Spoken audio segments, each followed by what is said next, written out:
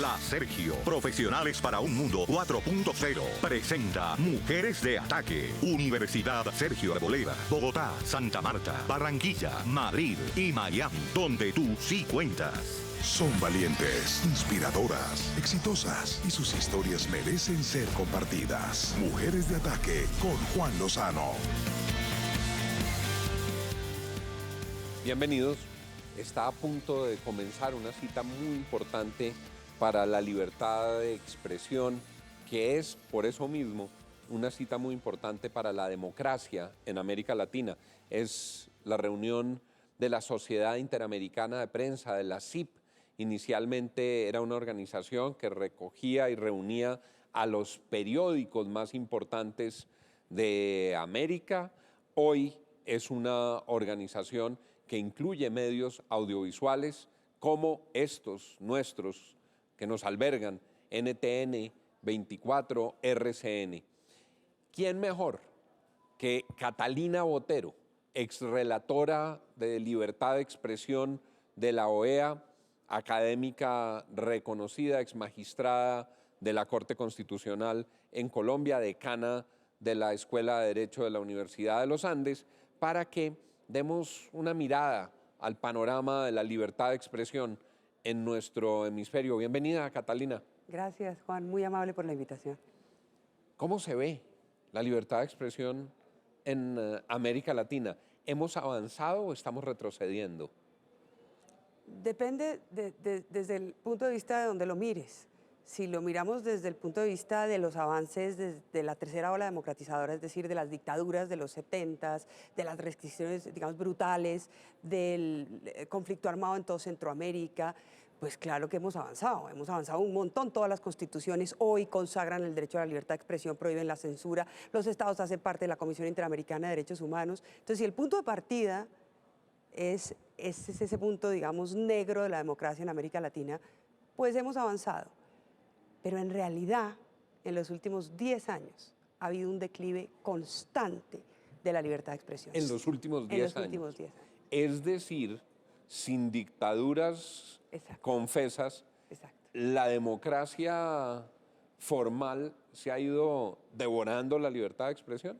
Exactamente. Hay una curva que empieza a subir a partir de la caída de las dictaduras y de la transición de los conflictos armados de Centroamérica a estados de derecho. Empieza a subir la libertad de expresión y la democracia y el derecho a la protesta social y en general los derechos fundamentales. Empieza a subir más o menos hasta el año 2000, cuando los países firman la Carta Democrática Interamericana en Lima. Se fuga Alberto Fujimori, Perú regresa a la democracia y entonces todos los países de América Latina en democracia firman la Carta Interamericana. Ahí tenemos unas promesas constitucionales generosísimas, se empieza a funcionar la Relatoría Especial para la Libertad de Expresión, la Comisión Interamericana está protegida por los estados. Es decir, el discurso de los derechos humanos, y parecería que la cultura de los derechos humanos está en un enorme auge.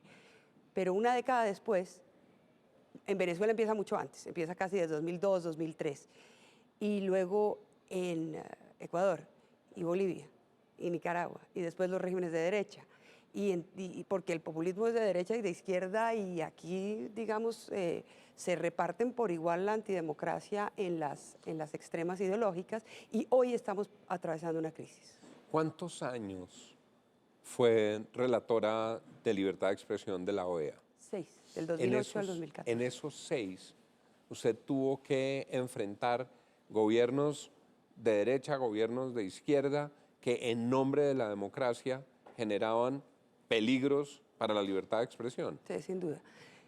¿Y qué ha pasado desde entonces? Pues, mire, primero déjeme contarle los desafíos que en ese momento empezaban a surgir y que hoy son muy graves.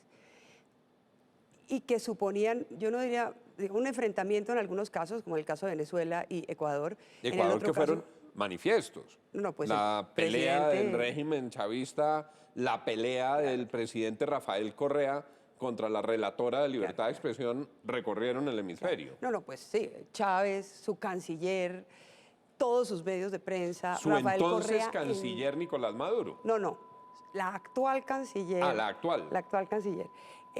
Y pues el presidente Rafael Correa en televisión, en la reunión del CELAC, enfrente a todos los presidentes, diciendo esa relatora de libertad de expresión que acaba con las garantías de la democracia. Después él mismo fue a pedir cacao a la Comisión Interamericana. Bueno, pero entonces déjeme mencionarle como los grandes desafíos. El primero tiene que ver con la violencia contra la prensa. Hay países como México, en los cuales las cifras de violencia contra periodistas son más altas que países en guerra. En México. En México. Y la Relatoría trabaja muy fuerte en México para que se adopten medidas de protección contra los periodistas, pero no es un caso aislado. Y esa violencia viene en México de las mafias del narcotráfico, viene del Estado, viene de agentes que generan un híbrido. ¿De dónde viene la amenaza en México? Hay muchas agresiones de agentes estatales, pero las agresiones más fuertes provienen de las grandes mafias del narcotráfico, que tienen en muchos casos capturado al poder local. Ahora, Cartel de Sinaloa, cartel de Michoacán, cartel de Juárez. ¿Qué tiene capturado al poder local? Porque el poder local es absolutamente débil, pero no son las únicas. Por ejemplo, en este momento hay una periodista que se llama Lidia Cacho, que es una periodista extraordinaria, que hizo unas investigaciones muy importantes sobre trata de niñas y pornografía con niñas y prostitución de niñas, en donde estaban involucrados altísimos funcionarios públicos mexicanos. A ella la secuestraron, casi la matan, la salvó la opinión pública mexicana y en este momento tiene medidas cautelares de la Comisión Interamericana de Derechos Humanos, pero su casa acaba de ser, digamos, objeto de... Llegaron unas personas que nadie sabe, tomaron fotos de las cámaras que ella tiene de seguridad, le están haciendo seguimientos.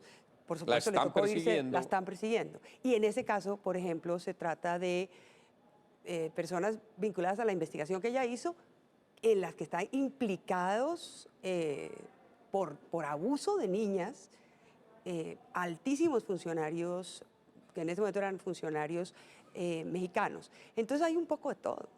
En Colombia, por ejemplo, las recientes amenazas a Daniel Coronel, yo creo que claramente, bueno, la reciente, digamos, denuncia sobre lo que yo creo que fue una concertación para hacerle daño a Daniel Coronel, pues a mí me parece peligrosísimo. Los periodistas, por ejemplo, en Honduras, que no pueden cubrir zonas muy delicadas de tráfico y ruta del narcotráfico. Los periodistas en Brasil, en la triple frontera, en Brasil, en donde hay problemas serios de narcotráfico, contrabando. Hay zonas silenciadas, como lo dice el actual relator de libertad de expresión, por la violencia. Muchas veces viene de carteles y de actores ilegales, pero otras viene de actores estatales. ¿Qué deberían hacer las voces libres de la prensa, de los medios, cuando viene una cita como esta de la CIP? ¿Cuál debería ser el camino? ¿Cuál debería ser la reacción frente a estas agresiones? Primero, tomar en cuenta todas las agresiones. Estas son las agresiones físicas. El amedrentamiento, la amenaza, incluso el asesinato de periodistas que están investigando cosas que son tan relevantes para la opinión pública que por eso los asesinan. En Colombia hubo un experimento extraordinario que se llamó el Proyecto Manizales. El Proyecto Manizales. Manizales. Y realmente es un ejemplo para la región. Cuando empezaron a asesinar a periodistas que estaban investigando temas importantísimos para la opinión pública, los medios más importantes se aliaron y pusieron a su mejor gente, a todas las unidades investigativas, a investigar esos hechos y a publicar simultáneamente. Encabezados por nuestros colegas del diario La Patria. Exacto. A raíz del asesinato. Del asesinato. Exactamente. Entonces, el diario La Patria asume esa vocería. Bueno, luego el proyecto continúa, pero digamos no tiene largo aliento, pero es un gran ejemplo de lo que se puede hacer. Ahora, la violencia no es la única amenaza.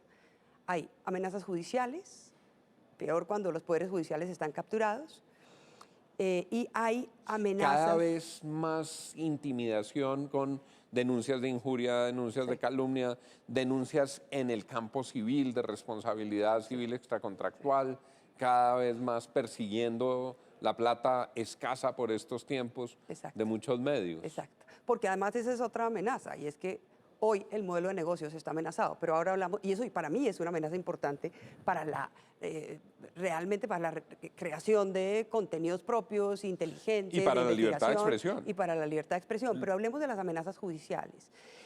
No necesariamente porque los jueces sean una amenaza, sino porque las leyes están mal hechas. Entonces, si hay una ley que dice que el que ofenda a otro se va para la cárcel, pues claro que los políticos van a alegar que se sienten ofendidos cada vez que un periodista hace una investigación de corrupción. Incluso si la investigación está bien hecha, bien sustentada, pues si la norma dice que el que ofende a otro tiene que pagar una pena, pues es muy fácil mostrar que uno se sintió ofendido y que su familia sufrió mucho con esa noticia. Esas normas están mal redactadas y hay que derogarlas, y la asamblea a la que usted va a asistir, a la que yo le tengo además un enorme aprecio, ha sido realmente como una gran campeona en la lucha por la transformación de esas normas legales, por derogar las normas de injuria y calumnia que permiten perseguir al periodismo independiente. Pero esto es mucho peor cuando los jueces están capturados. En el caso de Venezuela, usted no puede hacer una afirmación que moleste a un funcionario público. Porque los jueces están inmediatamente lo meten a la cárcel. Coaligados. Inmediatamente, porque los jueces están totalmente comprados por el Ejecutivo, porque no hay ningún grado de independencia judicial. Entonces, incluso si hubiera normas que los protegen, como hay en la Constitución venezolana, los jueces no se atreven. Es casi que una instrucción del Poder Ejecutivo ordenar o la detención o la prohibición de salida del país de periodistas que están tratando de hacer su trabajo. Entonces, pues claro que las amenazas en esos países son extraordinariamente graves. Y la tercera amenaza tiene que ver con el pluralismo y la capacidad de hacer periodismo independiente, porque hay un problema serio en el modelo de negocios. Hay que repensar el modelo de negocios. La radio es muy importante, por ejemplo, en nuestros países, las radios comunitarias, la radio privada, una radio pública independiente, no regalada al gobierno de turno, sino independiente, crea contenidos locales, genera polémicas, la gente la oye cuando coge café o cuando va en el carro si está en las ciudades, y en este momento está pasando por una crisis, y está pasando por una crisis por distintas razones, no solo la radio, sino también la prensa escrita y también la televisión. Y entonces hay que repensar el modelo de negocios, pero también hay que apoyar la posibilidad de hacer buen periodismo, periodismo independiente, periodismo serio, porque la esfera pública no puede estar dominada pues por las opiniones en las redes sociales. Nosotros necesitamos que los periodistas hagan su trabajo. Las redes sociales, ya vamos a hablar de ese tema en nuestro segundo segmento con la ex relatora de libertad de expresión de la OEA, la abogada constitucionalista y decana Catalina Botero. Ya regresamos.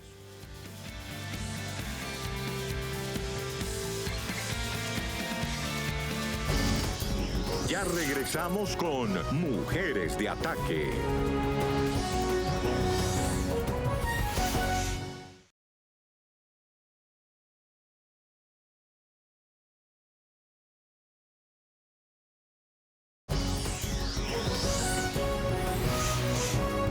Continuamos con Mujeres de Ataque. Regresamos con Catalina Botero, exrelatora de libertad de expresión de la OEA. Y vamos a entrar de una en un tema poderosamente interesante, el derecho al olvido. La oí disertando sobre esas materias. Sí, señor. Yo creo que no existe. Suena lindo. Es una expresión... Poético. Poética. Romántico. Exacto, romántica, pero es una expresión, pero es una idea peligrosísima, tal y como se ha formulado, digamos, por lo menos en términos maximalistas. ¿En qué consiste esa idea en términos maximalistas? En que si yo no quiero que un dato mío circule en Internet, porque ya no me gusta que la gente sepa que yo me peleé con X persona, o que fui relatora de libertad de expresión, o que hay una crítica sobre mi gestión, yo no quiero que eso aparezca, entonces yo tengo derecho a pedirle a un medio de comunicación que hizo la investigación que baje esa nota, que la borre. Exacto. O que la borre de la hemeroteca digital o que la desindexe. Es decir, que cuando alguien ponga Catalina Botero en el buscador, no aparezca esa historia. Exacto, no aparezca esa historia. Hay personas que sostienen que eso es el derecho al olvido y que yo tengo derecho a purificar Internet de aquellas cosas que a mí no me sirven, que no me gustan, que pueden afectar mi libre desarrollo de la personalidad, y ponen casos en los que todos estamos de acuerdo. Un niño de 13 años que pone una foto que lo ridiculiza, en una red social y luego tiene que vivir con eso el resto de su vida. Entonces ahí hay que diferenciar. Hay casos excepcionales en los cuales podría proceder, pero no se requiere el derecho al olvido. Ya hay unas leyes que protegen a la infancia y a la adolescencia. ¿Cómo cuáles, por ejemplo? Por ejemplo, una foto del cuerpo de una persona desnuda que no fue autorizada. Hay leyes que ya protegen eso. La privacidad protege eso. O una historia de un niño. Y la persona, digamos, un paparazzi o un video filtrado por un amante entusado que lo entregó, viola el derecho a la intimidad, esa persona le puede decir al medio que lo puso, está obligado a bajarlo. Claro, pero mire la diferencia. Un video íntimo de un amante resentido, adolorido, está prohibido que usted lo ponga a circular y se puede bajar, porque eso no tiene ninguna relevancia pública y el daño que produce es inmenso en la vida de la otra persona. Pero ese mismo video o una conversación privada que suponga, por ejemplo, un delito, porque se trata de una relación con una niña que es menor de edad, se trata de trata de personas. Si se cuida la identidad de la niña, y se cuida absolutamente la identidad de la niña. Se protege la niña. Se protege totalmente la identidad de la niña, el video sí puede circular. Ahí ese hombre no tiene derecho a decir que él tiene derecho a la privacidad, porque está cometiendo un delito. Y eso es de interés público. Y la gente tiene derecho a saber que sus niños los niños y las niñas de esa comunidad no están siendo adecuadamente protegidos. Y eso produce una indignación social que hace que las autoridades se muevan. Y peor si es un funcionario público. Ahí sí que no tiene ningún derecho al olvido. Entonces hay casos absolutamente extraordinarios, excepcionalísimos, de niños, niñas, víctimas de delitos. En esos casos se puede pedir la protección de la identidad de una persona, como se puede pedir, sin hablar del derecho al olvido, hoy con el derecho constitucional que tenemos. Lo que no puede pasar es que a un político le parezca que es que ya no quiere que nadie se acuerde que estuvo involucrado en un caso de corrupción y su abogado logra que el medio desindexe la noticia. ¿Cómo juega eso con las prohibiciones asociadas con el habeas data? Por ejemplo, aquel que fue deudor de un banco estuvo colgado, se quebró, debió durante mucho tiempo, pero luego consiguió la plata y pagó, tiene derecho a decirle al banco, oiga, no me mantenga en esta lista que yo ya pagué. Claro. Primero porque eso no es una investigación de corrupción y segundo porque es lo que se llama una base de datos estructurada. Una cosa es data crédito o cualquier base de datos estructurada en donde el dato negativo tiende a perecer, pierde relevancia en el tiempo. La persona tiene derecho a volver a comenzar si cometió un error o estuvo en una situación difícil. No puede quedar condenada de por vida por eso.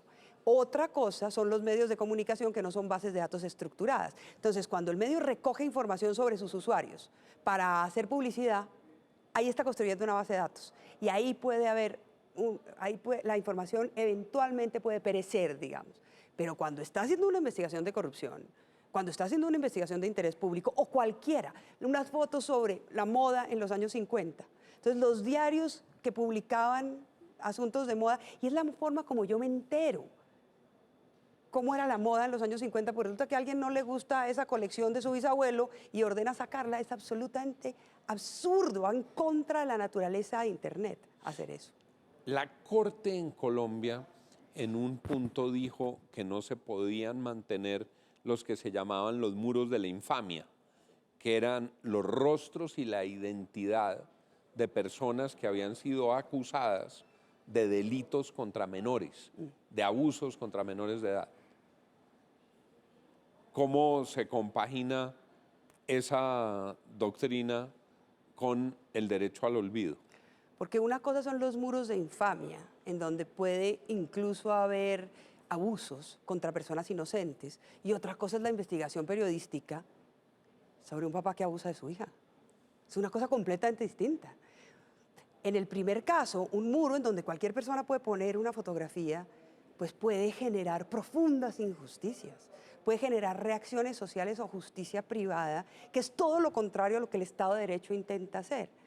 Pero una investigación seria, una investigación periodística, una denuncia de una víctima, la denuncia de la mamá, digamos, la reconstrucción de unos hechos de manera seria en la que una persona se ve involucrada, pues eso no tiene por qué ser censurado de ninguna manera, salvo en punto de proteger a la víctima.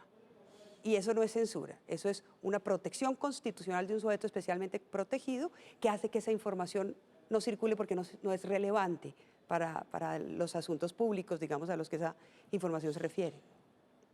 Una pregunta puntual sobre la censura ejercida a través de mecanismos económicos. El alcalde de un pequeño municipio que le cancela la pauta de publicidad a las emisoritas locales que no hablen bien de él. Hay un problema serísimo con la publicidad oficial. La publicidad oficial es urgente para algunos asuntos, por ejemplo, para contar dónde va a suceder una campaña de vacunación, para una licitación. Entonces el Estado dice, mire, yo voy a licitar esta obra, quien quiera concursar, concurse. Para mostrar que hay unos cupos, por ejemplo, de atención en ciertos centros que prestan servicios públicos. Bueno, la publicidad oficial realmente es importante para comunicarse con la ciudadanía, pero en muchos casos es utilizada para premiar o castigar a la prensa según su posición editorial.